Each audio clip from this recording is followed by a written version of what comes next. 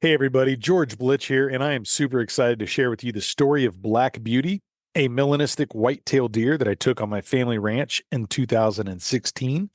And just to kind of give you guys a little bit of information, if you didn't already know this, melanism is a genetic trait that causes an excess in melanin, which produces a dark coloration. So this happens in animals all around, but dark fur or hair or feathers. Basically, this deer was almost jet black in color. There were some white hairs on the tips of its tail, but other than that, this was almost an all black deer.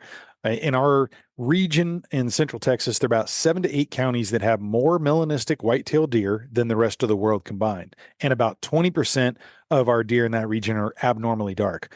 So I knew this going into kind of taking over the reins of my family ranch when it got handed to me and my wife in 2011, but I had never seen any of these deer. I'd heard about them and never seen them in the wild. So, kind of a little bit of background. In 1975, my grandfather, who was a colonel in the Air Force, had retired, and he wanted to buy a ranch. So he and my father went in halves on this ranch in Central Texas, got a little over 500 acres.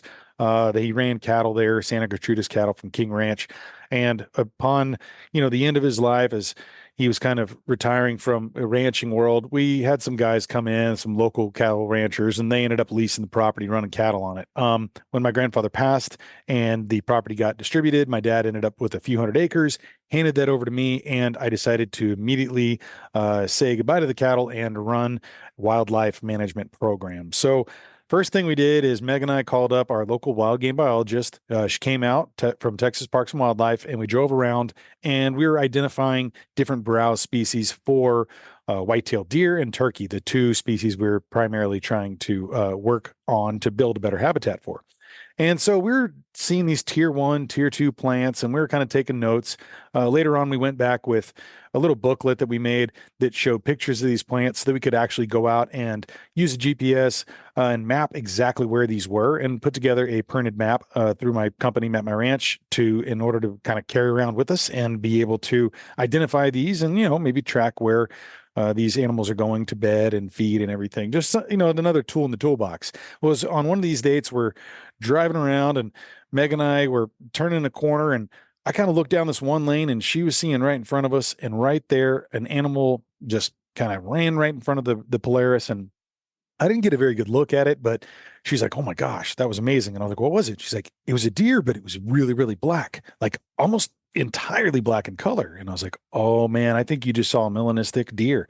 And so we started talking about it, and pretty much we figured that must be what it was. So of course I go around to all the game trail cameras we had there, pulling SD cards, looking around to see if I found any kind of evidence of that particular deer on the property. And lo and behold, none. So this is 2011. Every single year from then on out, I was religiously checking these SD cards to try to see if I could find a melanistic deer. And I looked through every single image for multiple reasons. One, I send those in to the wild game biologist to get harvest recommendations, and two, to just monitor what's on the property. I mean, I've seen zonkies, that's right, half donkey, half zebra. I've seen emu. I've seen tons of our neighbors' cattle, just about anything you can imagine, people coming through and everything too. But I go through hundreds of thousands of photos every single year, and I never saw another picture of a melanistic deer. And no one ever saw one in person on the property. So I figured, man, that must be off on some other county, or maybe didn't make it. Who knows? But it wasn't on our place. Every single year from then on, I'd go ahead and do what I was saying, checking all the cameras. And then finally, one day, it was November 15th, 2015, I was pulling some SD cards and I looked up and I saw a image of the top back of a deer, and it was black. And I knew, boom, we finally got evidence. There has been a melanistic deer on our property. The second image showed a little tips of some antlers. So I knew, okay, we got a buck. And then on the third one, this thing was super blurry and running away, but I could tell we had an 8 point buck. There was probably a middle-aged buck, maybe 3.5, 4.5 years old. But it's really hard to determine because it's a blurry picture.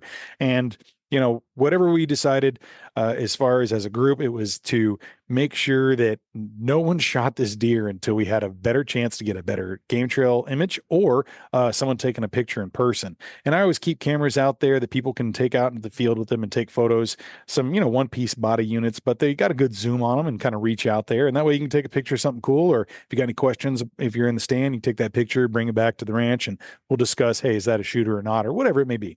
So I got these cameras there. Of course, that entire rest of that year, of 2015 during the hunting season, I'm looking at these cards and trying to see, is there any other images? Can we tell how old this deer is? Is it going to be on the hit list? And never found another image at all. So 2016 rolls around, and I'm working with our local NRCS agent. We're part of the EQIP program, and one of the things we were doing is to try to build better habitat, was to take out some of the non-native species, some mesquite and different things, and try to bulldoze, root plow, get everything up into burn piles, and basically take out these fields. We're going to try to do about 50 acres, but we ended up doing, I think, about 25, maybe just shy of that. But we ended up kind of completing this process a little late to plant our native grasses and forbs that we wanted in. They had kind of suggested that we have those in by May 1st. There was all sorts of setbacks and problems and some weather issues. And so we didn't get to finish the project of clearing this land until July. So we decided, well, we want to do something with this raw dirt that's on the ground. We don't want just a bunch of weeds to grow up, because we're going to have to plant it the next spring. What are we going to do? So we put our heads together with wild game biologists. We decided we're going to go ahead and plant some things that could benefit the deer and the turkey that year. So we got some oats and a bunch of mixes of some other seeds and things that would maybe be able to give them some protein benefits. And we ended up going ahead and planting that in that early fall. That November, hunt season's rolling through, and we're seeing the oats growing, all the deer kind of come into that area that we had cleared. And it was really exciting to kind of see something like that. It's like, all right, yeah, we've done something. And this is just stage one, right? Because all the, nitrogen that was going to put into the soil was only going to benefit better when we next spring put in our native grasses and forbs. So it was just a really exciting time, and seeing them utilize this and seeing turkeys run through there too is just a really neat thing.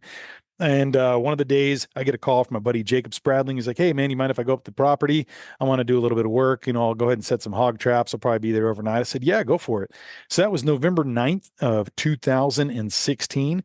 And he goes out and decides he's going to sit up in the deer blind at the end of the night and just see what shows up. He's got his hunting license in his pocket, and there's hogs everywhere we're trying to take out. So, he's going to see what he could see. Well, I was not expecting to get this phone call, but he calls me up at the end of the night. He's like, "Guess what I saw? I saw it." And I was like, "No way. You saw Black Beauty?" And he's like, "I did. I saw Black Beauty. Came out about 115, 120 yards. And it was dark, George. And it was like right as the last bit of light was going on." I was like, "Well, why didn't you shoot it?" Because he told me it was in a mature 10 point at this point in time. And I was like, "Why didn't you take it?" He's like, "Man, I'm not going to take that deer. That is your deer." The little backstory: the year before, he had killed a huge 12 pointer on our property, just shy of 160. And this thing was massive. It was the biggest deer we've seen to date, even on the ranch. And that was his first deer. So he kind of felt like he had the special deer of his lifetime on that property, and he wasn't about to get greedy. So he ends up telling me, "Hey man, but I did see it." And he tells me about where it was and everything. And he's like, "Do you mind if I stick around another day? Maybe I'll take the camera out and see if I can get some pictures tomorrow night." And I was like, "Absolutely. Go ahead and do that." So he ends up going out the next day, and he ends up seeing Black Beauty again. And this time he gets some pictures. So he goes and gets them on the camera, and he calls me when he gets back to the house. He's like, "George, I got some photos." I was like, "No way, send them to me." He's like, "Well, they're on the SD card on the camera. I'll have to download it on my computer back at home." I was like, "No, no, no. Just take a picture in the back of the LCD screen of that. I need to see these pictures now." So he grabs his phone, takes a picture of the back of the camera screen, and sends them to me. And I'm just blown away. And so I hang up with him, and I go show Meg. I'm like, "Look, look, look, check it out. He got pictures of Black Beauty. It's been there 2 days in a row at the exact same spot, the exact same time." And she's like, "Well, what time are we going to the ranch tomorrow?" Now, y'all, there's many instances in my life where I've known I've married well, and this was a very particular, memorable one for me. I was so excited. I don't even know. It is the quickest I've ever packed for the ranch. I'll tell you what, I think I was done in like 3 minutes, had everything I needed into the truck. And then it was just that anxiety of, I need to go to bed right now, even though it was like, like not exactly bedtime for me. I was kind of still had another, few hours to go probably, but I was very, very excited to get to sleep and to wake up and get my butt to the ranch. Next morning comes, Meg and I grab our youngest Ellie and we drive out to the ranch. Our oldest Alyssa had a project she couldn't break free from, but we get out there. And so we grabbed some food, and I ended up deciding I'm going to get there a little bit early just so I can kind of settle in that area and be quiet and make sure I don't make any noise and just really kind of get in there and get in the blind early. So I park about 1,000 yards away with the Polaris, and I walk up, and man, I'm super stealth, heel to toe, super quiet, taking my time. And I turn the last corner. I'm about to go up into the deer blind and look out in the field. And what do I see? Two dark figures. That's right. I'm like, oh, no way. I grab up binoculars, I throw them up, and right there in front of me, two cows. Our neighbors' cows that kept getting into our place year after year. They're sitting out there again. So I did what any other stealth, wisdom filled hunter would do. I put everything up in the deer blind and I got down and I started running at those cows, waving my arms and just hoping that they would run off. And eventually they did. And, I felt so proud of myself. I had chased them off and now they weren't going to ruin my hunt. And right when that hit me, I realized that I had probably just left my scent all over the spot where Black Beauty had showed up 2 days in a row. I probably disturbed other things in the woods in the process, and I probably just ruined a once in a million lifetime chance of being able to even see this deer, yet alone have a shot at it. And I started to be filled with regret and just, man, it was a tough couple hours there because I didn't see a single deer, and I was just bummed out, y'all. Well, but finally, the sun's setting and everything is, your eyes are playing tricks on you, right? Every single shadow to me was a melanistic buck stepping out. And then I look over to my right and there's a lane kind of right in front of me. And on the right edge of it, I see some antlers coming out. And then I see Black Beauty take a few steps out. And we're talking, it's like 33 yards away. And I was thinking it was going to probably come out, the same spot I'd had been 2 nights before, because of course nature does the same thing every day, right? Yeah. Well, in my mind, it was going to happen like that. And so I pulled up the rifle and I put that scope on the deer, and all I could see was black, like only black. And it took me a minute to realize what I'd done. Well, in my infinite wisdom, I thought that that deer was going to show up at a particular spot. So I had already zoomed in my scope, right? I'm at 12 power. So I crank it back down to 3 or 4, whatever it was at. And then I finally got the deer in my sights and I was about to take a shot. All of a sudden, there's a bunch of ruckus off into the woods. Some deer, something, hogs, who knows, were making some sounds and some noise. And that buck got so freaked out and it tensed up and it was just about to bolt. And I fired. I was thinking that I had the crosshairs where I wanted, but I wasn't 100% sure. It just kind of all happened instinctually fast because I didn't want to lose that opportunity. And I see the deer bolt from the right part of the lane over to the left and then into the woods. And then there's about probably 30 yards of woods, and then there's another lane off to the left. And so I immediately racked another round and I got my gun set up on the left hand lane, thinking if it made it through the woods, I'd have a second shot at it if I needed it. And I I don't know, man. Must have been maybe 5 seconds. It felt like 5 years, but I hear this crash in the woods, and I'd never heard the crash before until that day. And I was like, whoa, I think it's down. But I still trained on that left-hand lane just in case it got up. I was not going to lose this opportunity. I was there for another like 15, 20 minutes, just locked into that area, waiting to see if it ever came through. Never did. Finally grabbed the gun, pulled out the live round, set it up against the corner of the blind, kind of got my flashlight ready and everything. And so probably about 30 minutes after the shot, I ended up going down and walking through the woods. And there it is. There's Black Beauty. There's this deer that I had been dreaming about. And all of a sudden I realized it was Veterans Day, 2016. And my grandfather bought this land, a veteran. And there was so much that he wanted to do to implement kind of wildlife enhancements out there. And he had tried to do all sorts of stuff out there at the time, even while he was raising cattle. And so I kind of felt like I was picking up that torch a little bit. And then all of a sudden, here's all these things that we've done. And it's our first big clearing. And here's this deer that was eating these oats in this spot that we had, worked on and blood, sweat, and tears.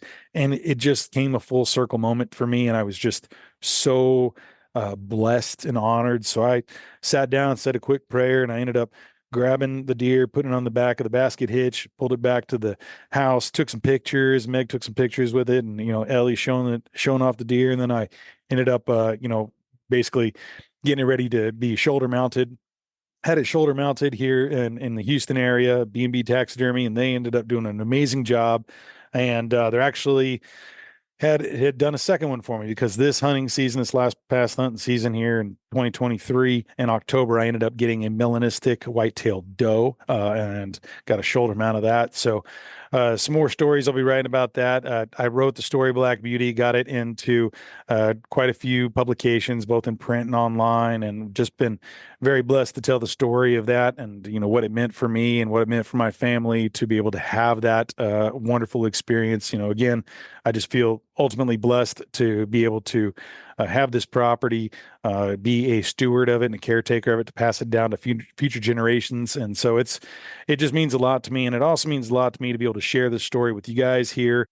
I hope you guys all have a very safe, wonderful, and very eventful year out in the field. Hope you guys get some great meals from all your wonderful harvests, and y'all stay safe. Take care. Thanks again.